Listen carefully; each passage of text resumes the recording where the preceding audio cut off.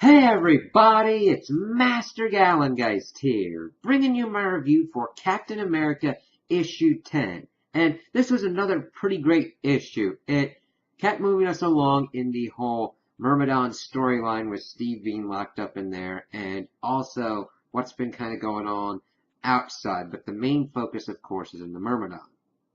So we start off the issue, and we see that Thunderball is let out of his, not really let out of his cell, but he's able to get out. He's like, what the hell is going on? And we see that this is the contact of the Invisible Woman as she shows up. Of course, he's whispering and all that, and she's like, hey, Von Strucker's not omniscient in this place. I'm only seen when I want to be seen.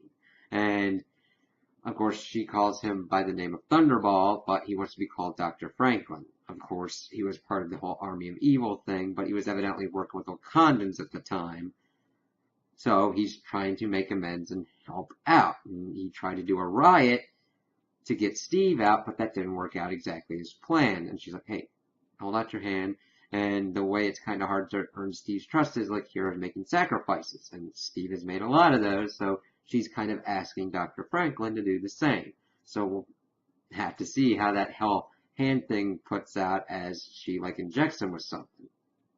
We then switch over and we see Steve ruminating on the types of people that are in the Myrmidon and talking about how he had, of course, done a beat as a cop to kind of get a feel for everything.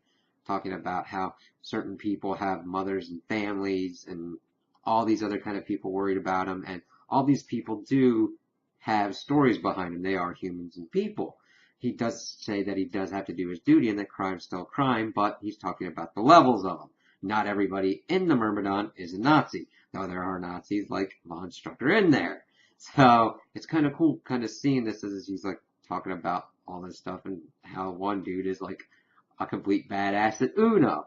And then of course Dr. Franklin pops up, and we see that Von Strucker's fighting someone in the cage, and how he's talking about that, hey, don't worry, something's going to work out for you, Cap. And Cap's kind of suspicious because he's like, what the hell's going on? You're calling me Cap now. But of course, he starts going a little bit weird and really weak, and Cap takes him to the infirmary. Well, he gets somebody set up to take him to the infirmary. We also see that things on the outside aren't going that well. We see that Alexa is able to get the news station to run that Steve Rogers was the supreme commander of Hydra, and that pretty much trying to make sure that the narrative that there was Hydra Cap and Steve Rogers is done away with to, of course, force Steve into an even more precarious position. We see that Alexander Lukin is also making kind of moves at Cronus and all that. So, okay, let's see how this kind of works out.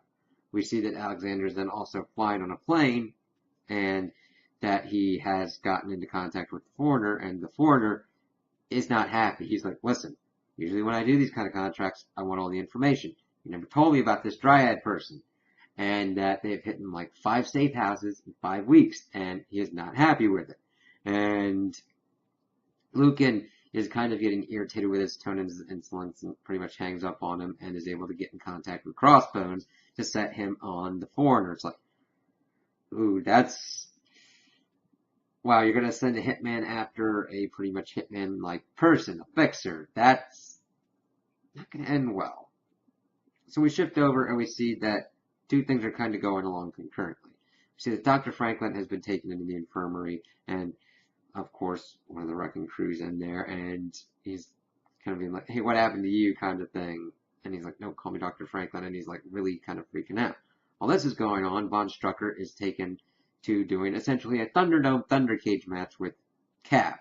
And that with the power dampeners, Cap is at like 50%. But this fight scene that we've got is very well done and really easy to follow and just well drawn. I really like seeing the dynamic shifts of Von Strucker's style and Cap's style and just how they're back and forth going on. But the thing is, we get leaded into what was going on with Dr. Franklin, and he starts freaking out, and then suddenly, it's like an EMP went off. The power went out, and the wrecker was in there, and he's like, what the hell's going on? And the power dampeners are off.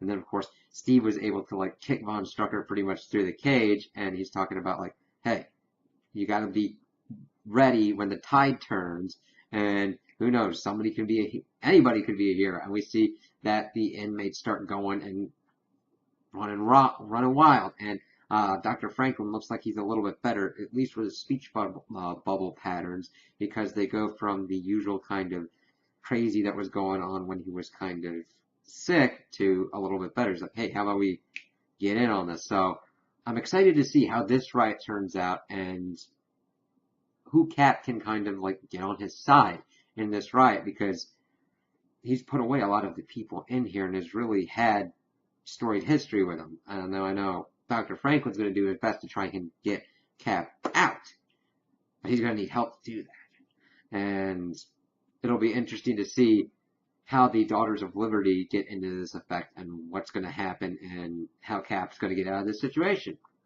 So those are my opinions on the issue. Tell me what you guys think in the comments below. If you liked it, if you didn't like it, if you agree with me, if you disagree with me. Also like and subscribe, and I hope you have a good day.